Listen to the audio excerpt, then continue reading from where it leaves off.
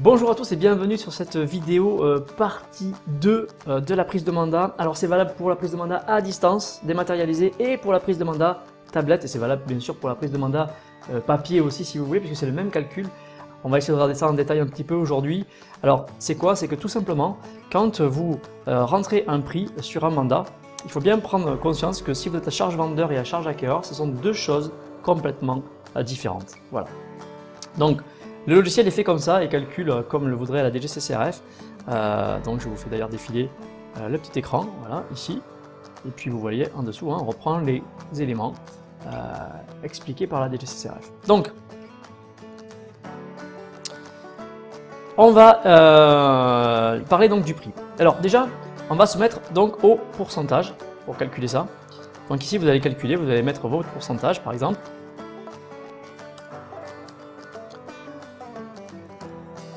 Voilà, 5%. On va virer donc le prix fixe. Voilà. Tac. Donc si on est à charge vendeur et que vous mettez 5% de commission et que vous aviez mis que le prix estimé du bien, qui est en fait le prix affiché du bien dans ce cas-là, était à 100 000 €, on va se retrouver avec 95 000 € pour le vendeur. Vous voyez, le logiciel calcule comme ça, c'est comme ça qu'il faut calculer. Voilà, je vous arrête tout de suite, vous allez me dire, mais comment ça se fait? Moi, si le client me donne 95 000 € et que j'applique 5% sur 95 000 €, ça ne donne pas 100 000. Faites le calcul, vous allez voir. D'ailleurs, on le fera tout à l'heure quand on sera à charge acquéreur, ce sera le cas, on calculera comme ça.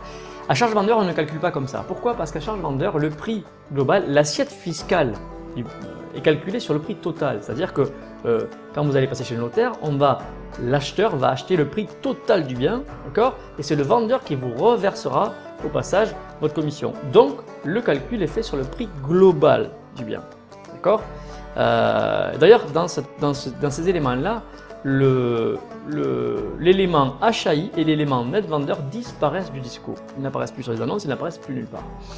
Alors je sais que c'est particulier, c'est pas évident à comprendre, mais en tout cas ça fait partie des éléments que le logiciel a pris en compte. Donc,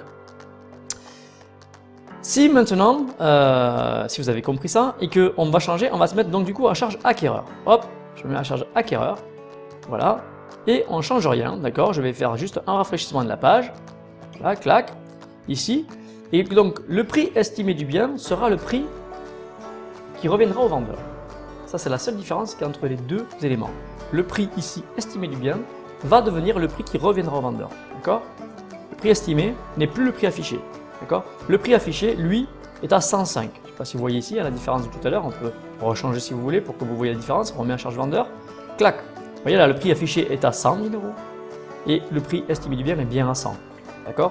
Je me remets en charge acquéreur et là, on passe à, si on est à 100, on se retrouve à 100 pour le vendeur et 105 affichés.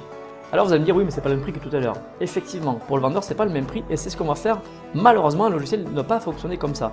Normalement, vous êtes censé, à charge vendeur, à positionner le prix qui revient donc au prix global, pardonnez-moi. Alors sur l'acquéreur, ici, là, vous pouvez le faire puisque vous allez mettre le prix ici. Donc on va partir sur 95, comme c'était le cas tout à l'heure sur la case précédente. Et si on met 95, on s'aperçoit ici que vos honoraires ne sont plus à 5 000 €, mais 4 750, soit 99 750 affichés.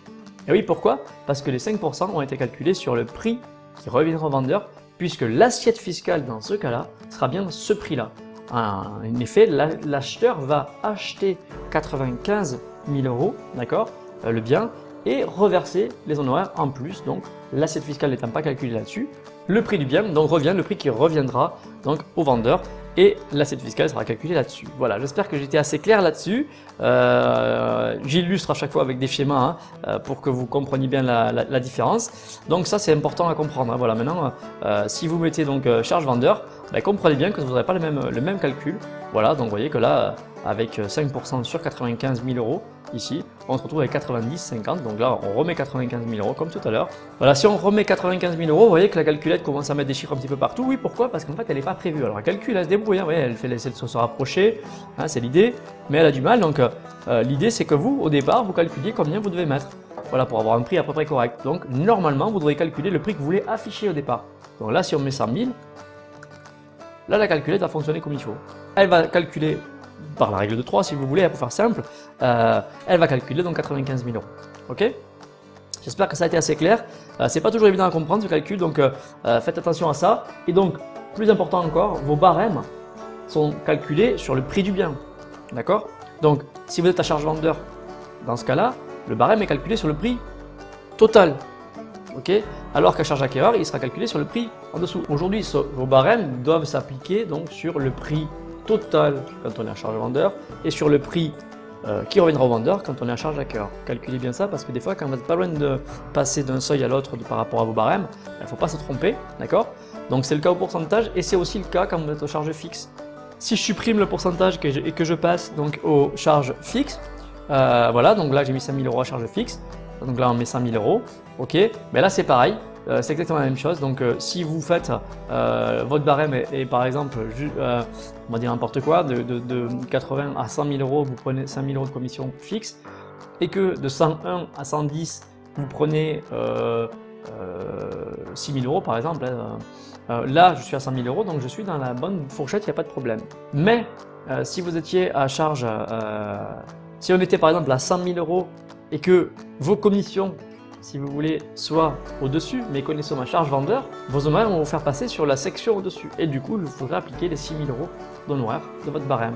Voilà comment ça marche. Faites attention aussi à ça. On en profite pour parler de ça. Voilà, j'espère que ce sera un peu plus clair pour vous. N'hésitez pas à nous poser des questions là-dessus si vous avez besoin. Donc moi, je vous dis à bientôt pour un prochain tuto Protexa. Le prochain tuto donc sera le tuto numéro 3. Si vous êtes en train de regarder le mandat dématérialisé, donc le mandat dématérialisé numéro 3. Et si vous êtes sur tablette, le mandat tablette, pardonnez-moi, numéro 3. Voilà, à très bientôt. Bye bye, ciao ciao.